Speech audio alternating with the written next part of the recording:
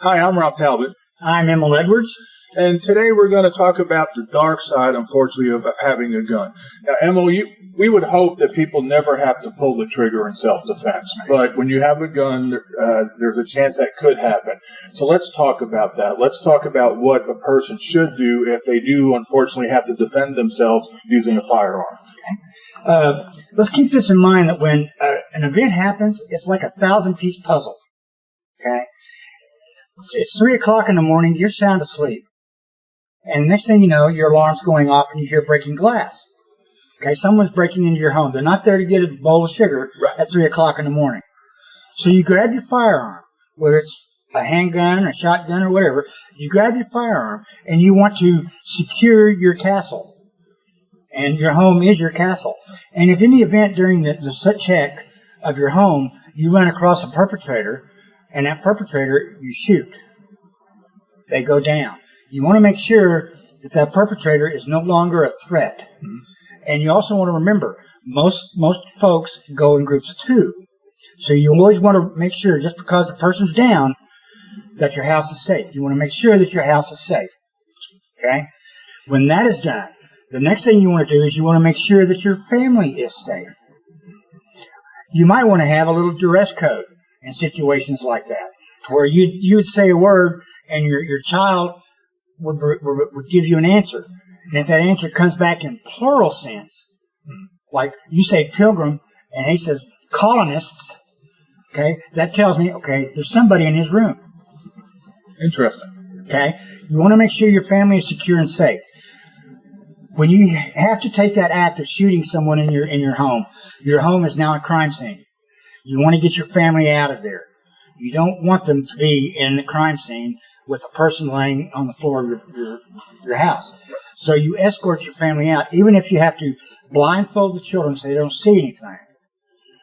Get them out into a safe area. Once they're out, and you know that the suspect is no longer a threat, you take your handgun, if that's what you use, and put it away. Don't put it in a gun locker. Put it away from the suspect. Just get it out of your hands. And I'll explain the reason for that in a moment. Because the next thing you're going to do is you're going to call 911, as we need to do. And 911 is going to say, 911, what's your emergency? I recommend people say, my name is Emil Edwards. I live on house address Southeast 38th in Choctaw, Oklahoma. I've been a victim of a crime. I need the police and 2 ambulances. And then hang up. As a former law enforcement officer, I hate that. But that's the right way to do things. Because as the officers are approaching, they want to get as much intel as they can to know how they're going to approach the situation. Sure. And when the responding officers get there, you want to make sure that your hands has nothing in them whatsoever. Nothing. That's why you place the gun down. Okay? The officers are going to get there. They're going to start putting the puzzle together, piece by piece by piece. And they're going to try to find out what happened, how it happened, and go from point A to point B. Well, keep in mind that 911 call that you made was recorded. Right. Okay? That's the first public record of your incident. So you really want to be mindful of what you want to say to law enforcement officers, because you may not handle adrenaline well. If you get an adrenaline rush, you may be talking 90,000 miles an hour and never saying the same story twice. So what I recommend is, as the officers and the ambulances are arriving, call your attorney and tell them, hey, I've been a victim of crime. I need you here at the crime scene. Attorneys will come to the crime scene.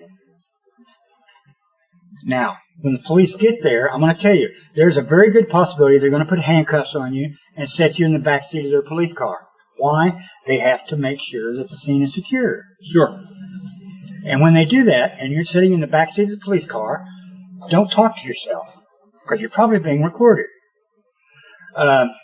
When your attorney gets there, the attorney will talk to you, find out what's going on, and then you look at the officer and say, look, I'll be more than happy to cooperate in your investigation any way that I need to cooperate with. My attorney's going to be here to assist me in that interview. Okay? And at that point in time, it will be up to the detectives and the police officers' decision on whether they want to take you downtown or whatever. And there have been cases where attorneys have come out to scenes And the gentleman that had to do the shooting was released back to his family and didn't have to go to jail that night. So it's a crossword puzzle, and it goes all the way through the judicial system that way.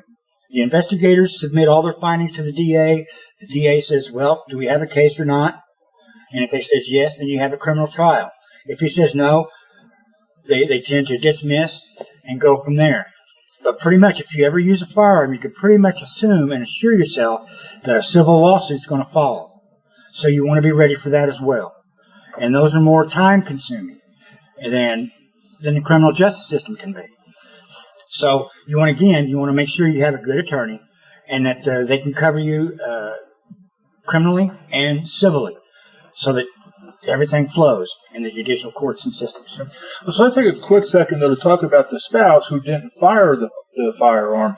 How should they act? Because, I know my natural instinct would want to be to protect my wife. Right. Okay. But that could actually be more detrimental than helpful or not. I mean, what would you recommend there? Well, when you're checking and securing your home, okay, you want to make sure, one, you're usually going to start in your bedroom, so your wife stays in that bedroom with the door shut and locked, preferably, as you're checking the remainder of your home. And as you go through each child's room, you want to check them, make sure the child is by themselves, lock that door, and then go to the next one until you have your whole house checked and secured. And that way they stay out of relative harm's way. So even though they don't shoot, they're still going to be questioned about what they heard and what they may have seen. And the same thing there, they should expect that their wife or husband's going to be handcuffed. So when they see them handcuffed, they don't start trying to be, I don't know, defensive or whatever, because that's not going to help the police and it's not going to help their situation either. Well, that's quite true. They need to understand that in situations like that, the law enforcement officers are going to handcuff their hands because they're trained to watch the hands. It's the hands that kill law enforcement officers. So if they're handcuffed behind you, that's only a temporary inconvenience. Sure. It's when they wind up and dress you in orange and feed you green bologna, then you know your time is a little rough. Right. Well, hopefully nobody ever has to go through this, but if they do, they now have some good information as to how to handle that. If you'd like more information, you can contact Emil at his website at EEEoutfitters.com, or you can give him a call at 410-2589. Thanks and have a nice day. Have a good day.